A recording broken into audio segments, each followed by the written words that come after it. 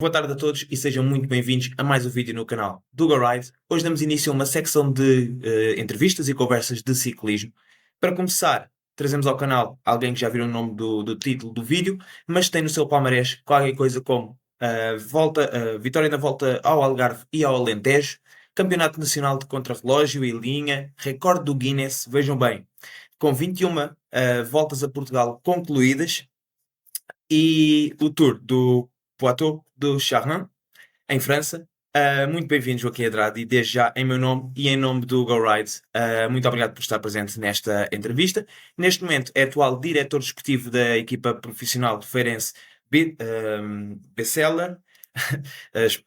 Agora troquei aqui o nome. Joaquim, antes de mais, conte-nos um pouco daquilo que foi o seu percurso no ciclismo, como é que começou e quando é que percebeu que podia ser ciclista profissional? Boa tarde. Comecei muito cedo, fiz a minha primeira prova com 6 anos. Participei em algumas, mas depois não gostava muito daquilo porque achava que sofria muito e tive até cerca dos 13, 14 anos sem competir, ou às vezes competia numa outra brincadeira. E depois, no escalão do juvenil, comecei a competir mais seriamente Uhum. e pronto, e mantive-me até aos 40 anos, que foi a idade com que terminei. Terminou. E ao longo desses anos todos, e lá está, tem aqui um palmarés bastante completo, fora aqueles que eu não disse, ah, qual para si é que foi o momento mais marcante na sua carreira? Tive alguns que marcaram em especial. Quando venci a volta ao Algarve foi marcante porque eu estava na equipa da Cicasal e alinhamos com 10 ciclistas, que na altura era o máximo que podíamos Massa. correr. A equipa ia participar na Volta à Espanha, que na altura disputava-se em Abril, Uhum. e ficámos só 3 ciclistas. Eu depois vesti a camisola amarela e foi um bocado, pensei que não íamos conseguir, porque era eu, o José Poeira, que é o atual selecionador nacional, e o Sim, Carlos Pinho. Ainda faltavam 3 etapas ou isso, epá, e depois e conseguir vencer conseguiste. nessas condições foi muito especial. Imagino, imagino. Depois, a outra das provas foi a minha primeira vitória de etapa na Volta a Portugal, porque foi na minha primeira época, eu ainda tinha 19 anos, e era um contrarrelógio que, por sinal, era aqui em Santa Maria da Feira, pronto, e teve um sabor especial vencer com aquela idade, que eu nunca pensei, quando Uhum. parti, só ia com a intenção de terminar e ajudar a minha equipa, e então vencer uma etapa com 19 anos para mim foi muito especial também. Depois, também muito especial e muito particular foi quando fui campeão nacional de fundo, porque foi aqui também em Santa Maria da Feira. E curiosamente eu estava apontado como favorito ao contrarrelógio e o contrarrelógio correu mesmo muito mal. Uhum. Pronto, e depois na prova de estrada, onde havia outros favoritos, acabei por vencer e o vencer aqui em casa, como se diz, acabou por ter um sabor especial. Imagino duas vitórias bastante importantes e logo em casa, acredito. E já agora, como é que passou de atleta a diretor desportivo? Acha que isso aí será sempre uma mais-valia? Porque não, ou seja, há vários casos, neste caso até em várias formações de ex-atletas que passam a diretores desportivos, sendo que isso aí é uma vantagem para si? E como é que percebeu que poderia dar esse salto? Sim, penso que é uma vantagem. Há situações que nós já sabemos mais facilmente o que é que os escolas estão a passar, porque já passamos por elas também. Uhum. Um, e eu, curiosamente, quando era ciclista, muitos dos meus colegas e dirigentes também diziam que deveria continuar como diretor, e eu sempre dizia que não. Eu, quando era ciclista, achava que nunca me fascinou assim muito. Depois deixei, acabei por ficar ligado à Associação de Ciclistas e senti alguma saudade da competição e de estar presente internamente nas competições. Uh, a ideia, mas mesmo assim nunca aspirei a ser diretor. Um dia o Paulo Couto convidou-me para dirigir a equipa da União Ciclista da Maia, como sub-23. E eu acabei por aceitar, pronto. E então aí, quando comecei a lidar com eles, com os ciclistas, epá, que realmente percebi que aquilo era aquilo que eu gostava de fazer e que era, no fundo, era uma coisa que me fascinava bastante. E depois, cada dia que passava, me encantava mais o poder acompanhar a progressão deles, o poder acompanhá-los nos bons e bons momentos. E penso que é um trabalho que, ao contrário do que eu pensava, é muito atrativo e que me fascina. É uma motivação. Depois, lá está, é uma forma também de estar ligado. Não estar lá a pedalar, mas ver os outros a pedalar. Sim, sim, Continuar a manter o bichinho do ciclismo sim. vivo, acredito. Passando agora aqui um pouco para a parte dos ciclistas, aquele que considero ser a parte, pronto, fundamental aqui da nossa conversa. Há três ciclistas que se destacaram ao longo destes últimos anos na vossa formação. O António Carvalho, pela sua experiência, acredito que seja uma grande mais-valia aí para os mais jovens. Neste caso, o Afonso Eulálio, que na época passada foi a grande estrela na volta a Portugal. E este ano, no seu primeiro ano de World Tour, também está a fazer uma época muito boa, aliás. Já havia esse potencial no Afonso e, olhando para o Afonso, o que é que lhe chamou mais a atenção, na altura? O Afonso, logo o que mais me fascinou foi o seu espírito de sacrifício, o saber superar as dificuldades. Porque a primeira vez que eu o vi a competir, ele não era o mais forte, longe disso, e acabou por vencer a corrida. E pronto, isso representa normalmente uma capacidade que os ciclistas têm, não é? Que é conseguir superar esses momentos difíceis, porque nos momentos fáceis toda a gente consegue ir, toda a gente. Mas quando se passam aqueles maus momentos, aí por vezes é que se revela o caráter do ciclista, não é? E como eu costumo dizer aos meus ciclistas, na vida de um ciclista são mais, a exceção talvez seja o Pogacar, mas são mais os momentos maus que os momentos bons, não é? A carreira de um ciclista e as horas que se passa em cima de uma bicicleta, e mesmo o Pogacar, eu tenho a certeza que são muitos os momentos difíceis, não é? E muitas das vezes não transparecem, mas que O que não é acontece? fácil, não é? Com 5 horas, 6 horas de competição, por muito em forma que estejamos, às vezes com chuva, outras vezes com calor extremo, passa-se momentos mesmo muito, muito complicados. E essa faceta revelou-se muito cedo no Afonso. O ele querer muitas coisas, e o saber ultrapassar as dificuldades que surgiam e fazer às vezes das fraquezas força, não é? E foi a primeira faceta que me revelou. E depois eu lembro-me que na primeira época dele com nós foi o ano de Covid. Nós competimos muito pouco, fizemos a prova de abertura que ele por acaso não fez porque ele estava com uma lesão no joelho. E depois, antes do reiniciar da época, que foi já muito tardio, com o contrarrelógio, o primeiro treino que fizemos em conjunto no período quando pudemos começar a treinar juntos, nós fomos fazer uma subida aqui da região, bastante dura, que é a Serra da Freita, Uhum. e eu disse-lhe para ele meter um ritmo regular, e pronto, e quando demos por ela, ele estava só com dois colegas com ele, porque todos tinha deixado de ficar todos para trás, e ele na altura tinha ainda 18 anos, não é?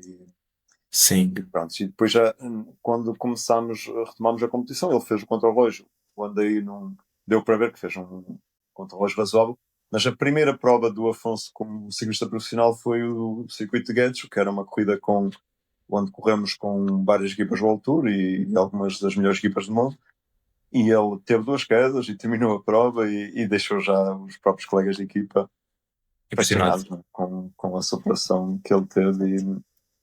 E No, mesmo depois de cair, manter-se em prova e depois a tentar recular, acabou por cair a segunda vez. E mesmo assim ter terminado a prova foi um feito. E convém salientar que é uma prova que é feita em circuito, voltas grandes, mas em circuito, onde é sempre mais complicado terminar as provas, porque chega uma altura que os próprios comissários mandam parar, não é? E ali não Uhum. foi o caso.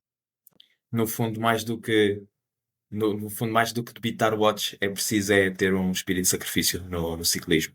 Sim, a conjugação das duas coisas é essencial.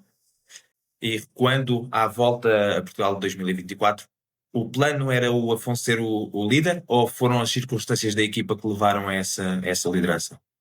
Foram as circunstâncias. O líder era o António Carvalho, mas o Afonso teve sempre toda a liberdade e tínhamos isso planeado na equipa para fazer a sua prova. Na primeira chegada, logo na primeira etapa em linha, foi a chegada em alto e ele teve uma subida razoável, mas ficou em décimo e perdeu algum tempo e assim, mas não deixámos de o proteger. Uhum. E ele depois, pronto, revelou todo o seu potencial. E pena é, pronto, que continua a lamentar aquela última etapa para a Senhora da Graça, porque as circunstâncias fizeram com que ficassem muitas equipas na frente, onde todas tinham interesses em comum e onde todas colaboravam, e nós atrás ficámos sozinhos, não é?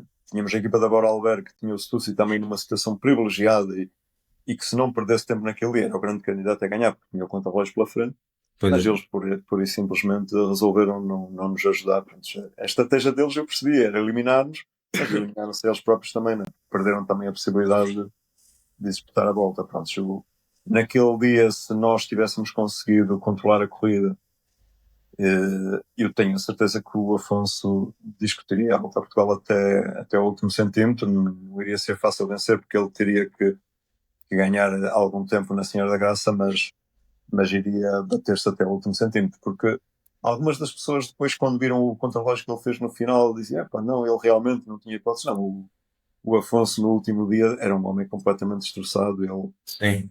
apesar, quem não o conhece pensa que ele estava feliz, estava contente, porque ele mantinha aquele sorriso dele, mas ele por dentro estava completamente destroçado, porque ele viu tudo a esvair-se, não é, numa fuga onde não dependeu só dele, não é, e que acabou por perder o controle da corrida. Exato. E no final no final da terceira etapa dessa volta, o Afonso veste amarela. E qual é que foi a reação? Já agora, por curiosidade, da equipa, e se era uma coisa que estavam à espera, ou lá está, como é que foi esse feito? Foi uma grande satisfação. Vou ser sincero, não estávamos à espera que ele vestisse a amarela. Depois, com o decorrer da subida, a partir do momento que ele se isolou, começámos a perceber que seria possível. Mas no início da etapa, a ideia era dar liberdade e que tentasse lutar pela vitória, mas não pensámos que fosse possível recuperar aquele tempo todo. Mas as coisas acabaram por acontecer, né? E foi uma grande satisfação, porque ele merecia. Ele já merecia uma vitória daquele tipo há bastante tempo. Ele, no ano anterior, ele perdeu a camisola, fez uma volta espetacular já na época anterior, Uhum. onde estava a disputar os primeiros lugares da geral também, e era líder da juventude, e na etapa do Sterrato teve um furo numa altura crucial que o fez perder 3 minutos, né? E ele depois acaba por perder a camisola e tudo isso. E pronto, e aquilo acabou por ser um prémio merecido. Nós, claro, depois mantivemos, não partimos com a ideia de segurar a camisola a qualquer custo, mas Uhum. os dias foram passando e ele foi-se mantendo na frente.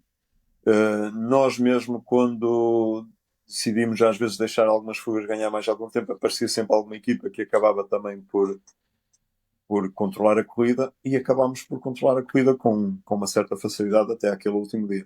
Naquele último dia, uma desatenção, alguma falha também por parte das informações que foi dada da parte da corrida, que disseram que o pelotão estava compacto. Nós passámos em Valongo. Ao passagem em Valongo, formou-se um grupo na frente.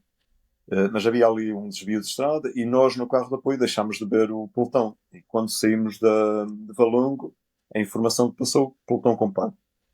Eu fiquei logo um pouco apreensivo, porque parecia-me que faltava ali gente, né? Era uma fuga de 30 corredores. Quando nos informaram que havia uma fuga, já levava 1 minuto e 15. Sim. Começámos a organizar-nos, mal soubemos que havia a fuga, mas cedo percebemos que seria impossível nós sozinhos conseguir anular aquela distância com tanta gente na frente. Eu tentei, fui falar com o diretor da Vorarlberg, a pedir a colaboração dele, e disse: nós sozinhos vai ser impossível. Mas ele decidiu e disse que não nos ia ajudar em nada, que não ia mexer nada a etapa toda, e assim foi.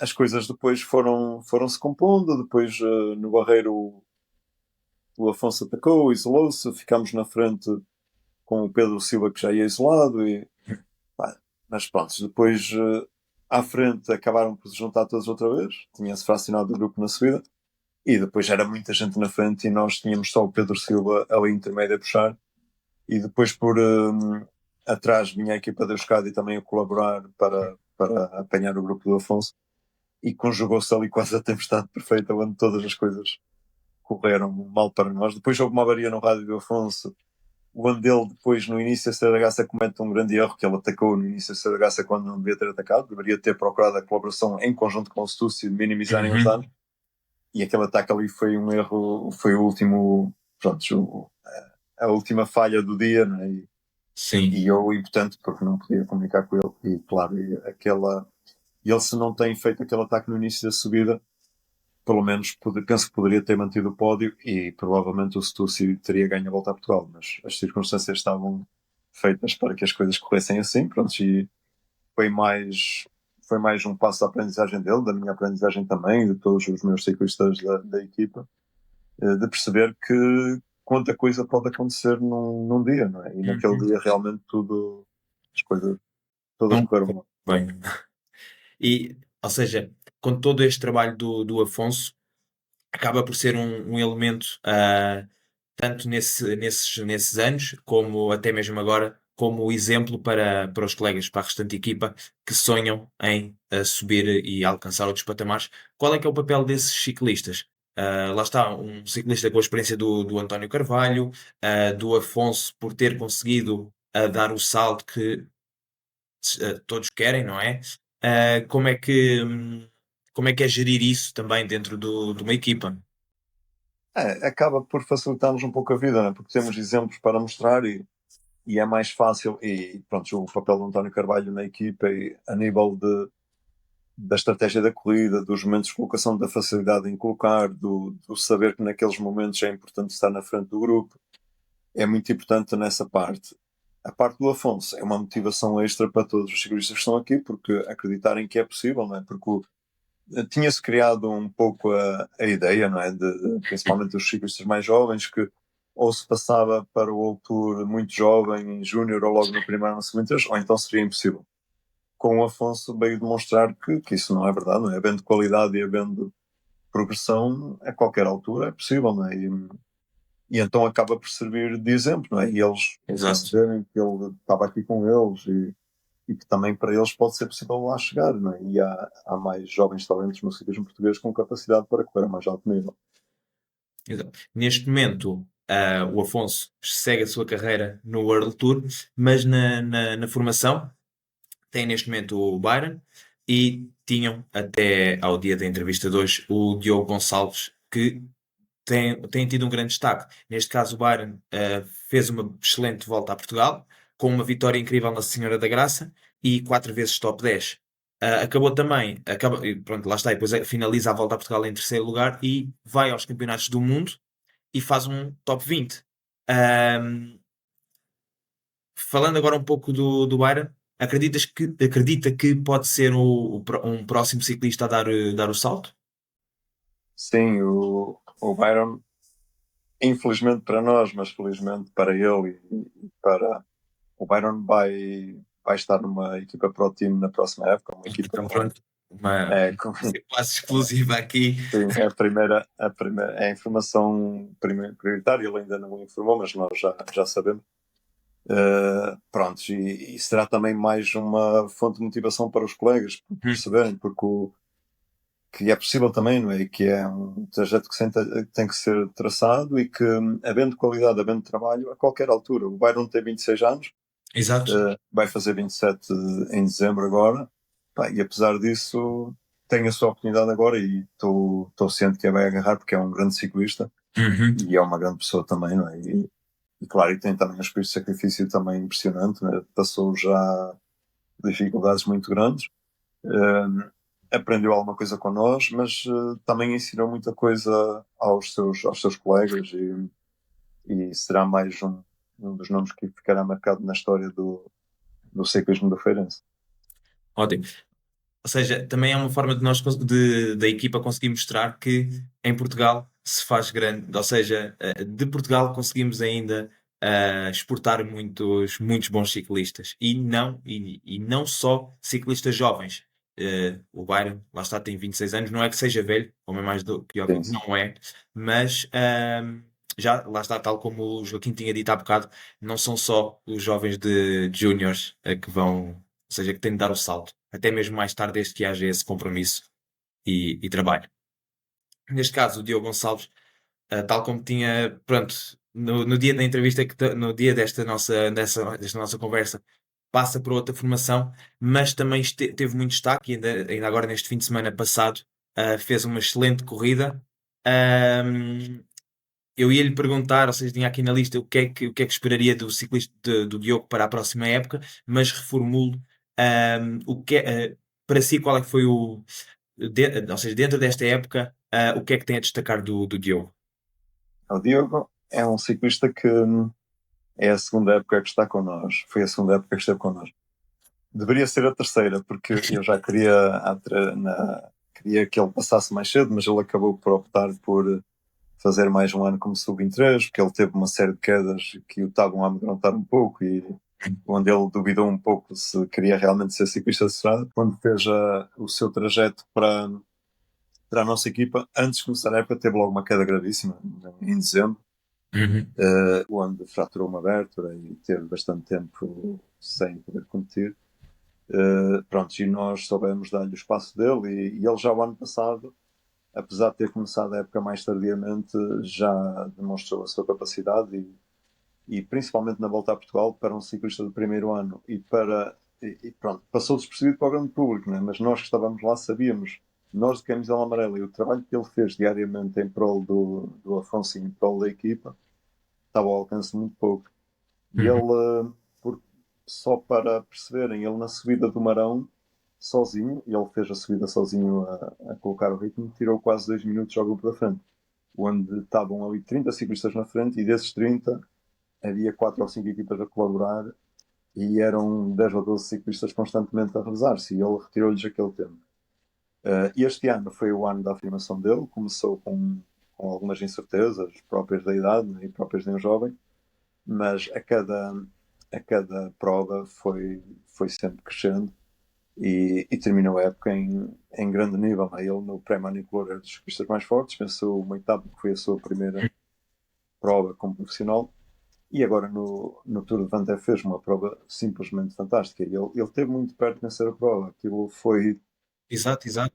Aquilo, a equipa da Pole, as equipas vinham a perseguir já há bastante tempo e não, estavam a retirar tempo, mas muito pouco a pouco. E depois, quando acabou por entrar ali a equipa da Pole numa aproximação de uma reta comprida e que lhe aproximaram muito, mas mesmo assim ele manteve-se ali muito próximo e pronto, esteve muito, muito perto mesmo de conseguir vencer. Mas apesar de não ter vencido, foram, eram diretores de outras equipas, era a organização a vir dar os parabéns pela prova, porque não é naquele tipo de percurso.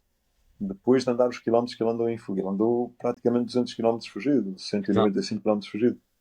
Ainda ter a energia para desferir aquele ataque e manter aquela vantagem, aquela curta vantagem durante aquele período de tempo numa fase crucial da corrida, estava ao alcance de muito poucos. Não é? E o Diogo é um ciclista diferenciado e é um ciclista que será dos mais fortes ciclistas do nosso pelotão. E é relativamente novo. Acha que também podemos estar perante um ciclista que virá a dar o salto? Eu Qualidade? penso que sim, eu penso que sim. Eu ainda estou esperançado que ele se mantenha na nossa equipa. Apesar de já ter sido anunciado noutra equipa, mas ainda tenho essa esperança que ele se mantenha connosco. Eu acho que ele só teria a ganhar em se manter connosco. E já lhe disse que o caminho dele esta será a última época dele, como 2026 será a última época dele no pelotão nacional, porque ele tem todo o potencial para outros voos, não é? E tem já muita gente Uhum. com os olhos postos nele, não é? Exato. Pronto, esperemos que ele se mantenha connosco, Uhum. que eu acho que seria o melhor caminho para ele. Se sair, desejo-lhe a maior sorte do mundo e estou ciente que a qualidade está lá e que mais dia menos dia que Geral. ele irá crescer a cada dia que passa, não é? Tem tudo para isso e é um dos ciclistas mais fortes que passaram pelas minhas equipes. E agora, qual é que é o papel de diretor desportivo, por exemplo, nestes casos? Ou seja, não pode proibir o atleta de seguir outros caminhos, claro, mas em termos de aconselhamento, será sempre uma tarefa mais difícil. Sim, pronto, ele é um jovem ainda, pronto, só nos conhece a nós. É natural que tenha curiosidade em experimentar outras equipas, depois também o Claro. aliciamento que foi feito e a informação que passou, que essa equipa iria fazer um calendário internacional, talvez o tenha despertado um pouco, não é? Mas o calendário português é um calendário bastante bom. Nós temos tido diversas saídas ano após ano Uhum. para o ciclismo internacional e iremos continuar a procurar e iremos continuar a sair. Não foi agora que nos lembrámos de sair para fazer provas internacionais. desde o nosso início, nós já em 2018 fomos competir fora de Portas, ganhamos a Volta a Madrid em 2018 e temos feito ano após ano. E é um caminho que queremos continuar a trilhar. Agora, claro, com respeito também pelas provas portuguesas, e iremos tentar conciliar as provas do nosso calendário com as provas internacionais. Por vezes não é possível sairmos tanto como queríamos, mas Sim. também penso que as nossas organizações, as nossas provas também nos merecem o respeito.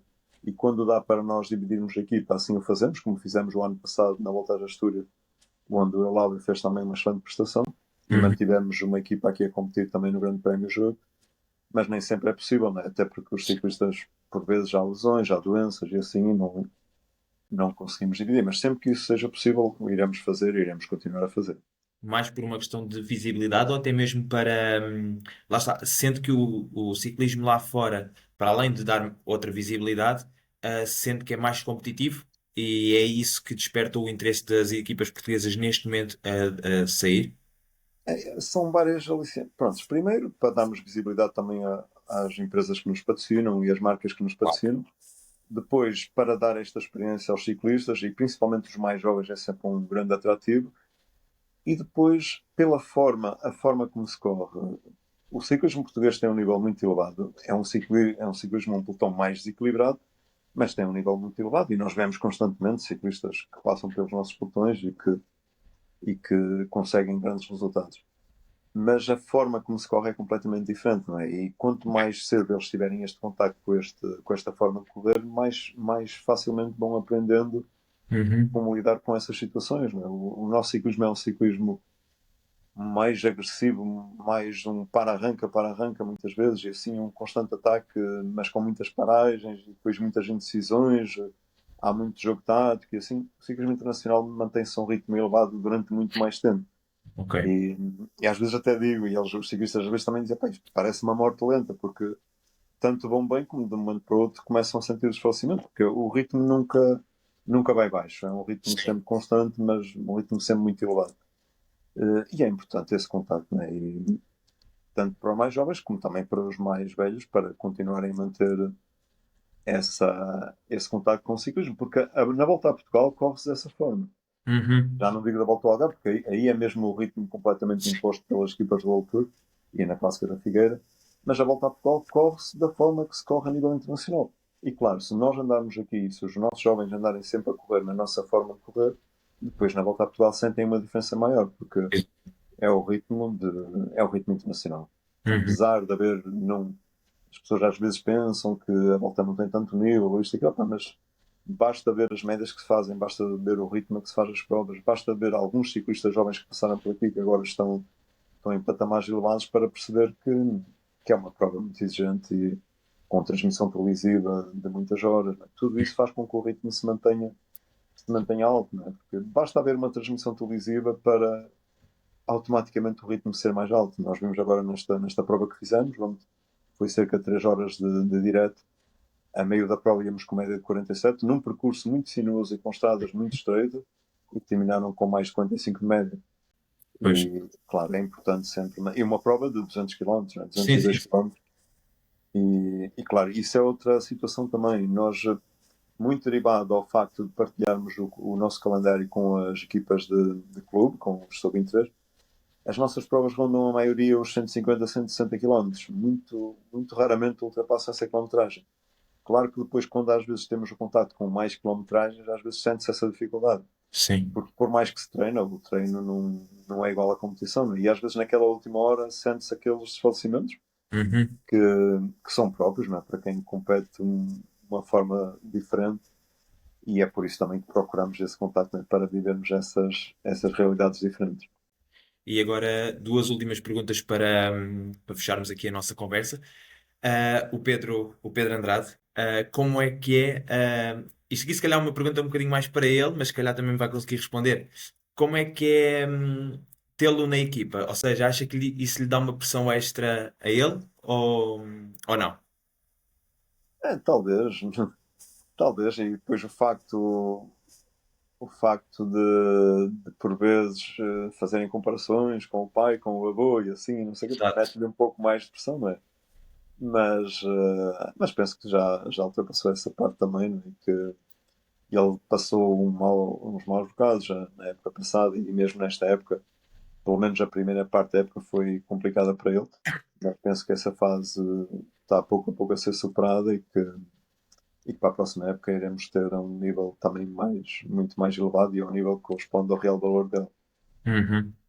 E agora para finalizar aqui a nossa conversa e agradeço imenso aquilo que partilhou connosco, é sempre muito interessante.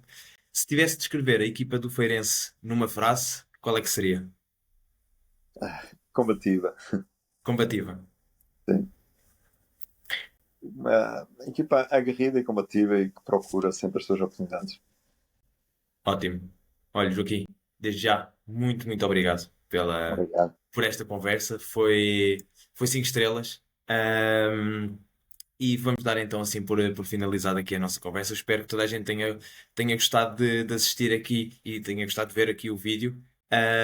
Joaquim, muito boa sorte para a próxima época e pronto, mais uma vez, muito obrigado pela Obrigado, conversa. eu. Obrigado eu pela oportunidade e continuação de bom trabalho.